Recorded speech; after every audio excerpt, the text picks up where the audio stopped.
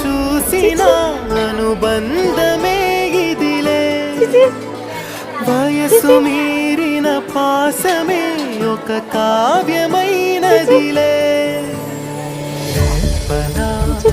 ఎప్పుడు